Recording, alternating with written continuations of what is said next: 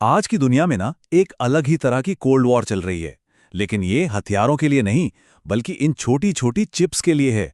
और इस रेस में भारत एक ऐसी चाल चलने जा रहा है जिसका कनेक्शन, आप मानेंगे नहीं, हजारों साल पुराने इतिहास से जुड़ा है। तो ये चिप वॉर आखिर है क्या भला? इसको समझने के लिए ना पहले एक चीज जाननी होगी कि आज की तारीख में दुनिया की सबसे कीमती चीज है क्या। अच्छा, एक सवाल पूछते हैं। जरा सोचिए, आज दुनिया में सबसे कीमती चीज क्या हो सकती है? क्या लगता है? सोना या शायद हीरे, तेल? नहीं नहीं, इनमें से कुछ भी नहीं। जो असली जवाब है ना, वो शायद थोड़ा चौंका दे। वो है ये छोटी सी सिलिकॉन चिप। जी हाँ, इसके बिना आपकी कार बस लोहे का एक डिब्बा है, आपका स्मार्टफोन एक पत्थर है, और किसी भी देश की सुरक्षा पूरी तरह दांव पर। मतलब मॉडर्न जिंदगी इसके बिना बस रुक जाती है। और यहीं से ना सबसे बड़ी मुश्किल शुरू होती है, जिसे कहते हैं द सेमीकंडक्टर चोक होल्ड। अब इसका मतलब क्या है? मतलब ये कि जब कोई एक ही जगह पूरी दुनिया की चिप सप्लाई को कंट्रोल करने लगे, तो जरा सी भी गड़बड़ पूरी दुनिया की इकोनॉमी को ठप कर सकती है। और ये निर्भरता, ये डिपेंडेंसी कितनी बड़ी है अंदाज़ा लगाइए। दुनिया की 90% से ज़्यादा, जी हाँ 90% से ज़्यादा एडवांस्ड चिप्स सिर्फ एक जगह बनती हैं, ताइवान। अब ज़रा सोचकर देखिए, अगर किसी वजह से ताइवान में काम रुक जाए तो क्या होगा? बस यही वो चोकहोल्ड है जिसे दुनिया का हर बड़ा देश तोड़ना चाहता है। लेकिन भारत की जो कहानी है ना, वो सिर्फ आज की इस टेक रेस के बारे में नहीं है।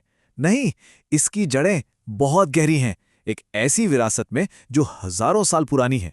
ये धरती, ये हमेशा से ही आइडियाज़ का, विचारों का सेंटर रही है। सोचिए, यहीं गौतम बुद्ध को ज्ञान मिला, यहीं महावीर ने अहिंसा का पाठ पढ़ाया, यहीं से शक्तिशाली मौर्य साम्राज्य खड़ा हुआ, और यहीं नालंदा जैसे ज्ञान के वो केंद्र बने जिनका लोहा पूरी दुनिया मानती थी। ये इनोवेशन की एक हजारों साल पुरानी लेगेसी है। अरे इसी मिट्टी से तो दुनिया का पहला गणतंत्र वैशाली निकला। यहीं चाणक्य और चंद्रगुप्त मौर्य का गवर्नेंस का वो मॉडल बना जो आज भी पढ़ाया जाता है। सम्राट अशोक ने यहीं से पूरी दुनिया को धम्म का संदेश दिया। और हाँ, आज़ादी की लड़ाई की जो पहली चिंगारी थी ना, वो भी चंपारण से ही जली थी। लेकिन इस महान विरासत में एक ऐसा तोहफा भी है जिसने दुनिया को हमेशा के लिए बदल दिया, और वो आज की टेक्नोलॉजी से सीधे सीधे जुड़ा हुआ है। एक जमाना था जब गूगल नहीं था। तब दुनिया भर के लोग हजारों किलोमीटर का सफर करके नालंदा और विक्रमशिला जैसी यूनिवर्सिटीज में पढ़ने आते थे। ज्ञान का मक्का था ये। और यहीं पर महान खगोल शास्त्री आर्यभट्ट ने दुनिया को वो चीज दी जिसके बिना आज कुछ भी मुमकिन नहीं था। शून्य यानी जीरो का कॉन्सेप्ट। सोचिए, अगर वो जीरो नहीं होता तो आज की ये सारी कोडिंग, ये स्पेस साइंस, आर्टिफिशियल इंटेलिजेंस, ये सब कुछ बस एक सपना रह जाता। हर डिजिटल चीज का जो बेस है ना, वो जीरो ही तो है। तो चलिए इतिहास से वापस आज के दौर में आते हैं। भारत अब उसी हजारों साल पुरानी इनोवेशन की स्पिरिट के साथ अपनी अगली और सबसे बड़ी छलांग लगाने की तैयारी में है। अब भारत सिर्फ चिप्स का खरीदार बनकर नहीं रहना चाहता, और इसके लिए सरकार ने एक बहुत बड़ा दांव खेला है, $10 बिलियन का इंडिया सेमीकंडक्टर मिशन। इस मिशन का मकसद एकदम साफ है। गुजरात के धोलेरा में टाटा ग्रुप और ताइवान की बड़ी कंपनियों के साथ मिलकर भारत की पहली मेगा फैब यानी चिप बनाने वाली एक बहुत बड़ी फैक्ट्री लगाई जा रही है।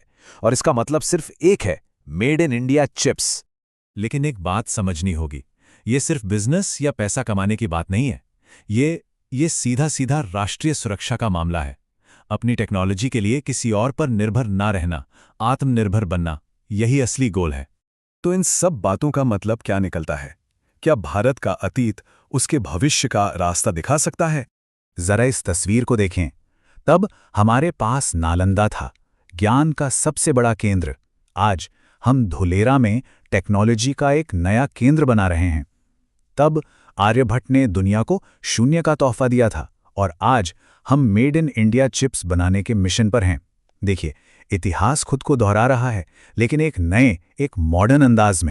एक बात कही जाती है, हम वो हैं जो शून्य से शुरू करके शिखर तक पहुंचना जानते हैं। ये लाइन सिर्फ एक कहावत नहीं है, ये वो जज्बा है जो इतिहास से लेकर आज तक हमारे साथ है। देखिए, 19वीं सदी कोयले की थी, 20वीं सदी तेल की, लेकिन 21वीं सदी ये सिलिकॉन की है। तो सबसे बड़ा सवाल ये है, क्या वो सभ्यता जिसने दुनिया को शून्य का कॉन्सेप्ट दिया, आज के डिजिटल युग के वंस और जीरोस पर अपनी महारत हासिल कर पाएगी? ये एक ऐसा सवाल है जिसका जवाब आने वाला वक्त ही देगा।